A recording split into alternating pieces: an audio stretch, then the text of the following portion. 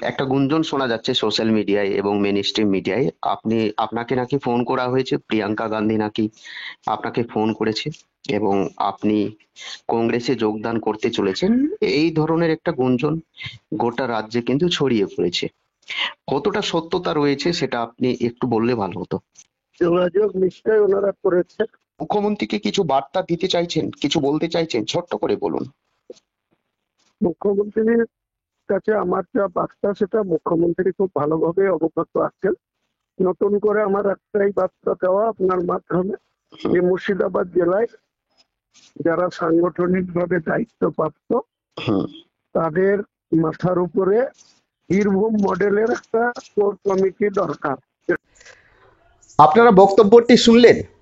এই বক্তব্য ছিল তৃণমূল কংগ্রেসের এমএলএ, মুর্শিদাবাদ জেলার ভরতপুর বিধানসভা কেন্দ্রের টিএমসির এমএলএ হুমায়ুন কবিরের। 2026-এর জানুয়ারি মাসে তিনি তৃণমূল কংগ্রেস ছেড়ে কংগ্রেসে যোগদান করতে চলেছেন। একেবারে স্পষ্ট বার্তা আমাদেরকে দিয়ে দিয়েছেন।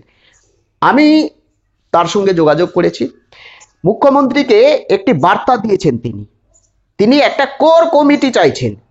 বীরভূমে যেভাবে কোর কমিটি রয়েছে সেইভাবে মুর্শিদাবাদ জেলায় একটা কোর কমিটি চাইছেন। আমি সম্পূর্ণ কোল রেকর্ডিং আপনাদেরকে শোনাবো। সম্পূর্ণ কোল রেকর্ডিং একেবারে মনোযোগ সহকারে শুনবেন। শুনলে আপনারা মাথা ঘুরে যাবে। মনে হচ্ছে যে বিজেপির চেয়েও টিএমসির মধ্যে গোষ্ঠী কোন্দল একেবারে ছাইচাপা আগুনের মতো রয়েছে। 2026-এর ইঙ্গিত একেবারে অন্যরকম ইঙ্গিত দিচ্ছে যে সংখ্যালঘু সম্প্রদায়ের ভোট কোন দিকে যাচ্ছে। পুরো কল রেকর্ডিং শুনুন। তার বক্তব্য রয়েছে 2026-এর জানুয়ারি মাসে তিনি কংগ্রেসে যোগদান করতে চলেছে। তিনি মুর্শিদাবাদ জেলায় বীরভূমের মতো একটা কোর কমিটি চাইছে। পুরো বক্তব্য শুনুন, তারপরে আমি শেষে সামান্য কথা বলছি। পুরো কল রেকর্ডিং শুনুন।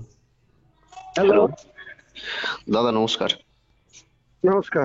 একটা গুঞ্জন শোনা যাচ্ছে সোশ্যাল মিডিয়ায় এবং মেন স্ট্রিম মিডিয়ায়, আপনাকে নাকি ফোন করা হয়েছে, প্রিয়াঙ্কা গান্ধী নাকি আপনাকে ফোন করেছে এবং আপনি কংগ্রেসে যোগদান করতে চলেছেন। এই ধরনের একটা গুঞ্জন গোটা রাজ্যে কিন্তু ছড়িয়ে পড়েছে। কতটা সত্যতা রয়েছে সেটা আপনি একটু বললে ভালো হতো। এই মুহূর্তে আমার এইসব আপনার প্রশ্নের কোনো উত্তর নেই। যোগাযোগ নিশ্চয়ই ওনারা করেছে, করতেই পারে।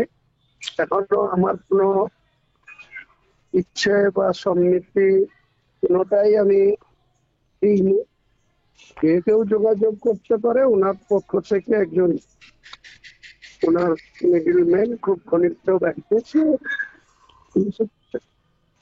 আচ্ছা দাদা, যোগাযোগ করেছে, আচ্ছা কিছু বলতে পারি। আচ্ছা আমি এর বাইরে কিছু বলবো। আচ্ছা ঠিক আছে, কংগ্রেস থেকে আপনাকে যোগাযোগ করেছে, আপনি এখনো কোনো সিদ্ধান্ত নেননি। আরেকটি প্রশ্ন, যদি আপনাকে দল টিকিট না দেয় 2026 বিধানসভা নির্বাচনে, আপনি টিএমসি তে থাকবেন না অন্য দলে চলে যাবেন, অর্থাৎ কংগ্রেসে পদার্পণ করবেন? না, এইটুকু বলুন। সেটা এখনই বলার সময় আসেনি। ওটা পরিস্থিতি যখন অনুযায়ী। নির্বাচন সামনে আগিয়ে আসবে, অর্থাৎ যা কিছু সিদ্ধান্ত সবই জানা যাবে জানুয়ারি 2026-এ। আচ্ছা আচ্ছা, জানুয়ারি মাসে আপনি একটা সিদ্ধান্ত নেবেন।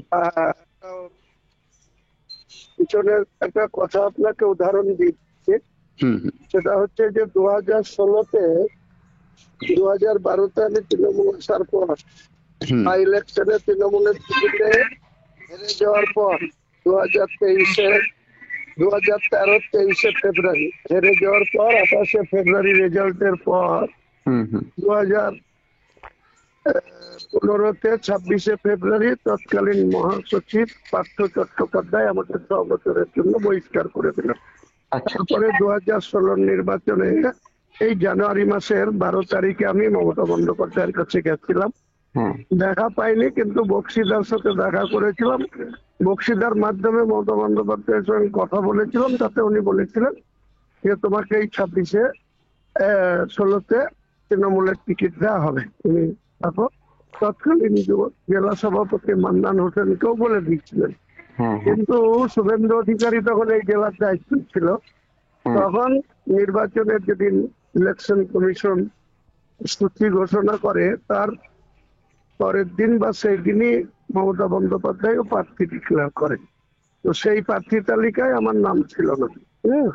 আচ্ছা যখন ছিল না তখন আর নির্বাচনটা বাকি ছিল মাত্র 32 দিন।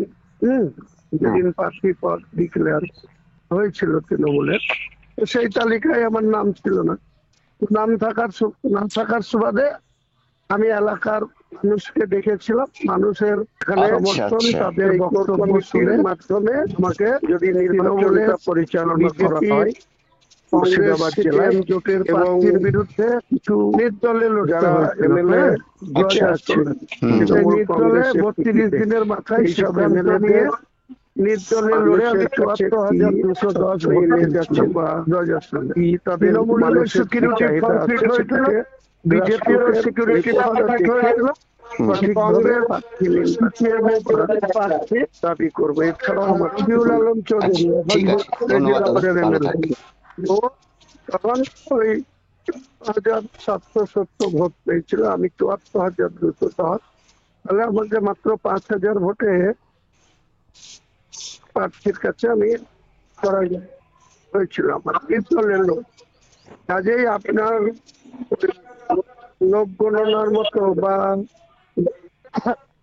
হাত দেখার অ্যাস্ট্রোলজারের মতো আমি আগাম করে কিছু বলতে চাই না, বলবো না। যখন সময় আসবে তখন দেখা এইসব গুলো তো আর বাক্সে ভরে রাখা বা আলমারির ভেতরে ভরে রাখা বা ফ্রিজের মধ্যে লুকিয়ে থাকা রাজনৈতিক ইত্যাদি না, যেগুলো তো ওপেন হবে যখন কি করা উচিত, কি করতে হবে, তাদের সিদ্ধান্ত হবে। এটা একটা তো আগাম করে আপনাকে কি বলবো। দাদা, একটা লাস্ট প্রশ্ন। দলের মধ্যে একটা দ্বন্দ্ব বা গোষ্ঠী কোন্দল প্রত্যেক দলেই থাকে। মুখ্যমন্ত্রীকে কিছু বার্তা দিতে চাইছেন, কিছু বলতে চাইছেন, ছোট্ট করে বলুন। মুখ্যমন্ত্রীর কাছে আমার যা বার্তা, সেটা মুখ্যমন্ত্রী খুব ভালোভাবে অবগত আছেন। নতুন করে আমার একটাই বার্তা দেওয়া আপনার মাধ্যমে, যে মুর্শিদাবাদ জেলায় যারা সাংগঠনিক ভাবে দায়িত্বপ্রাপ্ত তাদের মাথার উপরে বীরভূম মডেলের একটা কোর কমিটি দরকার। এখানে সেই কোর কমিটির মাধ্যমে যদি নির্বাচনটা পরিচালনা করা হয় মুর্শিদাবাদ জেলায়, এবং কিছু যারা এমএলএ জিতে আছে তৃণমূল কংগ্রেসের টিকিটে, এইসব এমএলএদের মানুষের কাছে কি স্বচ্ছ ইমেজ আছে বা কি তাদের মানুষের কি চাহিদা আছে, সেটাকে গ্রাসরুটের রিপোর্টটা দেখে সঠিকভাবে প্রার্থী নির্বাচন করার দাবি করবো। এছাড়াও আমার কিছু বলার। আচ্ছা, ঠিক আছে, ধন্যবাদ দাদা, ভালো থাকবেন। যাই হোক, আপনারা পুরো কল রেকর্ডিং শুনলেন, প্রায় 6 মিনিটের একটা কল রেকর্ডিং। আমি নিজে তার সঙ্গে কথা বলেছি। তিনি বলতে চাইছেন যে মুর্শিদাবাদ জেলায় যে সমস্ত পাস করা এমএলএ রয়েছে টিএমসির এবং যাদেরকে দায়িত্ব দেওয়া হয়েছে, তারা কিন্তু গ্রাসরুট লেভেলে পৌঁছতে পারছে না, অর্থাৎ ভোটারদের সঙ্গে তাদের খুব একটা কানেকশন নেই। তিনি কিন্তু বীরভূম জেলার মডেলে একটা কোর কমিটি চাইছে। তার মানে হচ্ছে যে জেলা সভাপতি থাকবে না, এই কোর কমিটির নেতৃত্বেই 2026-এর বিধানসভা নির্বাচন চাইছেন।